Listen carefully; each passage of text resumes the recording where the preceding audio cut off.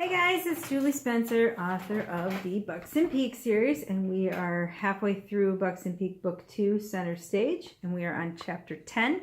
If you liked the video so far, I would love it if you would give it a thumbs up and like this video and subscribe to my channel and maybe share it on social media so we can share it with lots of people. Okay, Chapter 10 is called Entertainment. There's a music store. Ian craned his neck as they headed north on Mission Road. Pull in! Megan had driven past the Hendersons' music shop hundreds of times over the years and never once gone inside. She had always thought of it as a used guitar store where people go and take guitar and ukulele lessons. It was quaint and distinguished in a way that needed no advertisement. It was a magnet for serious musicians. She'd never actually known a serious musician until now. She cranked the steering wheel and almost squealed her tires as she pulled into the parking lot. Ian was out of the car almost as quickly as she could put it in park. He waited for her before going inside, but looked extremely impatient with his hand out, ready to grasp hers. She almost expected him to drag her by the arm, but he opened the door for her like a gentleman. Because she walked in first, she saw everyone's reactions when Ian walked through the door. It has almost felt cliché the way all conversations stopped and some people's jaws dropped. Megan chuckled. She wasn't sure she'd ever get used to the experience of standing next to Ian when people noticed him for the first time. The difference that evening was these weren't groupies or fans. They were artists who recognized Ian for his talent and not just for his fame. Ian Taylor, I heard you were in town. Welcome to Henderson's. And Megan, welcome.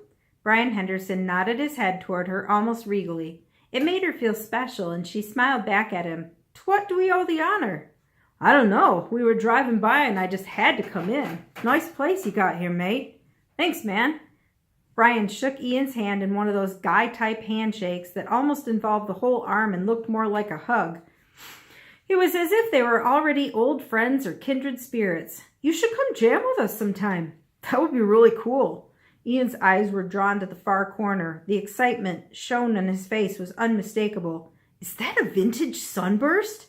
Megan had no idea what he was talking about until he dragged her over to the shiny electric guitar that looked about the same as any other guitar she'd ever seen. She wasn't sure what was so special about this one other than the price tag. She thought she was reading it wrong. Did it really have that many zeros? She had to look more closely to confirm that it was indeed tagged at $5,000. A Gibson Electric, huh? Brian seemed to scoff at Ian's choice.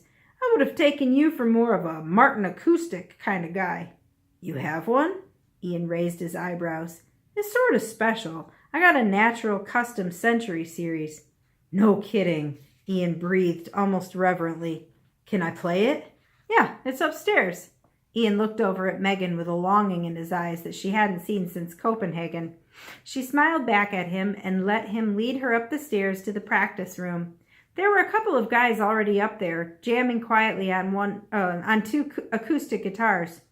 Yo, dude! The one guy looked mildly stoned, but not as bad as she'd seen Gary at times. What's up? Rest of the band with you? The other one asked. Megan knew exactly what he was really asking. Is Kai here? From what little time she'd spent with the band, she'd learned that guitar players always wanted to meet other guitar players, especially extremely successful guitar players. It wasn't an easy market to break into, and it was impressive when someone was able to reach the level of achievement that Buxton Peak had.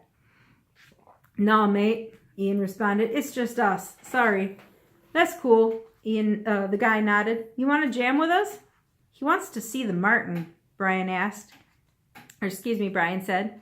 They all sort of looked toward the back of the room with reverence. She wondered what the heck could possibly be so special about this guitar they were all so enthralled with.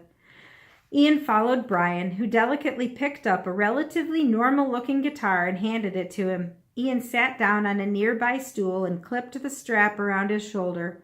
Brian pulled up a chair for Megan to sit, and the rest of them all turned to watch, their own instruments resting in their arms as if waiting to be invited to join. Megan was reminded of the time she'd watched Ian on stage in the park and arena when it was just him, the instruments, the stage lights, and the eerily quiet stadium. For a few moments, he just touched the mahogany wood and the strings. He closed his eyes and took a soft, slow breath.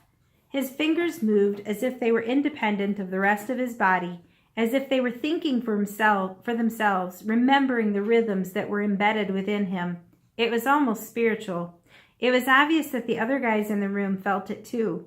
Although Ian's eyes were open now, they were lowered, drawn to the wood rather than playing to his growing audience. Several other people had quietly come up the stairs, and some sat cross-legged on the floor or leaned against the wall. It was a much smaller audience than Ian usually played to, but more intimate and way more distinguished. As he finished the short song and raised his eyes, he smiled softly and strummed one final chord. Megan got the distinct impression they were about to purchase a guitar. She was afraid to ask how much it was going to cost, but decided it didn't matter.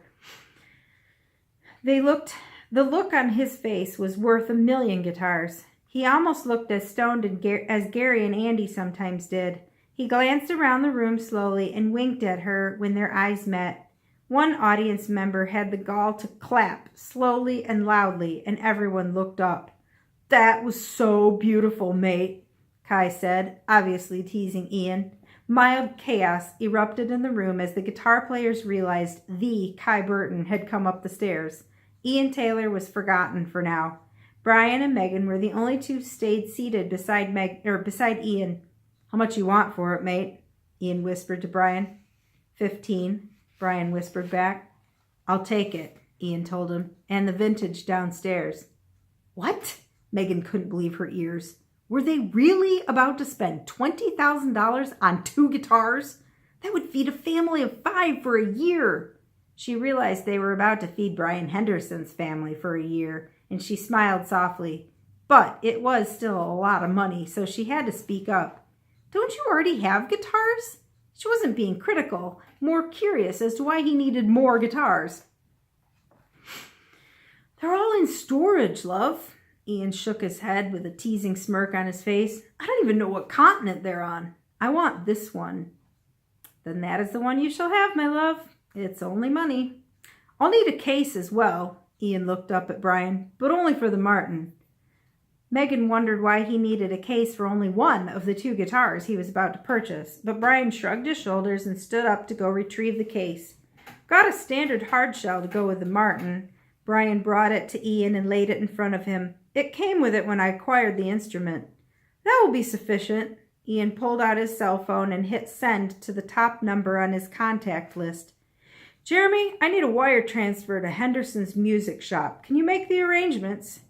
There was a brief pause as Ian listened to his manager, and his response was just as short. 20, he told him. "Uh-huh. Okay. I'll hand the phone to Brian so the 2 of you can work out the logistics. Thanks, mate." Ian passed the phone over to Brian and reverently placed his new guitar in its case. He ran his fingers across the wood one more time before slowly closing the lid and latching it. He looked up at Megan, wrinkled his nose like a little kid, and grinned at her. She shook her head and smiled back at him. "You're crazy," she told him. "Crazy for you." He raised his eyebrows. "Last time you said those words to me, I got a song out of the deal. Can't wait to see what happens next." Megan came over to him and looked up into his eyes.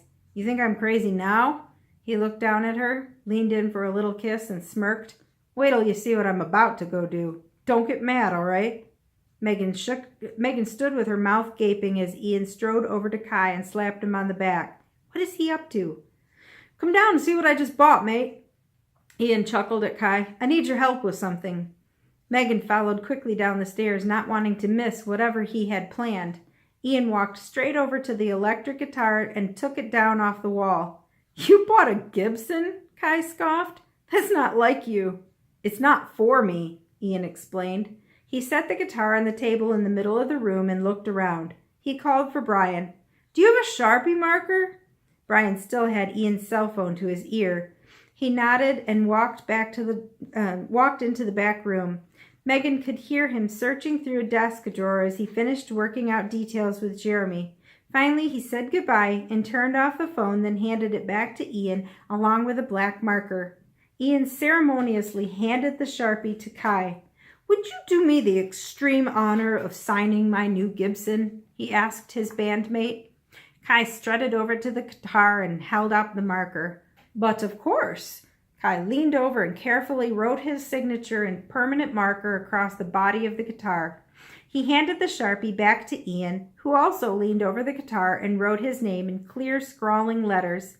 Ian put the cap back on the marker and looked up at Brian with a grin. "Mr. Henderson?" Ian asked. "Would you please place this back on your wall?" He picked the guitar off the table and carefully placed it back in the hands of its previous owner. "I don't understand," Brian hesitated. "It's now probably worth twice what I paid for it." Ian nodded. "Merry Christmas." "It's April." "Happy Easter then, mate." Ian grinned at him. "I'm starving. Weren't we on our way to dinner?" Excuse me. "Where's Rhonda?" Megan asked Kai as they were walking out of the music store with Ian's new Martin acoustic, leaving the festivities within. "In the car. She didn't want to come inside, but we saw your car in the lot, and I made her stop." Kai turned around and walked backward, chastising his bandmate. "I'm glad your concert didn't go too much longer, or we were going to have one angry mom on our hands. We were heading to go get a bite to eat. She's probably starving by now. She's eating for two, you know." "How is she feeling?" Megan asked. "Fat." Kai creased his eyebrows, "although she's really not, at all. You need to talk to her about that. I'm not sure she's gaining enough weight. Of course, what do I know? I'm just a kid myself. I don't know anything about having babies." "Is she eating?" Megan was concerned. "Yeah," he shrugged. "I guess. Anyway, you guys will have to spend some time together. Then you'll understand." They were almost to the car, so he put on a relatively sincere smile and went around to the passenger side. Megan walked straight over to the driver's side door and opened it. Rhonda looked a little shocked when Megan crouched down next to her and looked her right in the eye. "You're brave," Megan said. "What could possibly be considered brave about hiding my pregnant belly behind a steering wheel so all the guys in the guitar shop can't gawk at me?" Rhonda raised her eyebrows at Megan. "Venturing out without a bodyguard like this? What are you thinking?" Megan shook her head in mock superiority. "What are you guys thinking going out without a bodyguard?" Rhonda threw it right back at her with a grin and a smirk. "Apparently spending money I didn't realize we had." Megan lowered her voice. "Ian just spent $20,000 on 2 guitars." "What?" Rhonda gasped. "How many guitars does he need?" "That's what I said. Maybe he's going through a very young midlife crisis or something." Megan stood up and shook out her cramped legs. "Want to go to dinner with us?" "Dang, now we're really talking bravery," Rhonda said. She shrugged her shoulders and sighed. "Sure, why not?" "What are you hungry for?" Megan asked. "You're the pregnant one. You choose." "Olive Garden?" Rhonda suggested. "Sounds good to me," Kai said.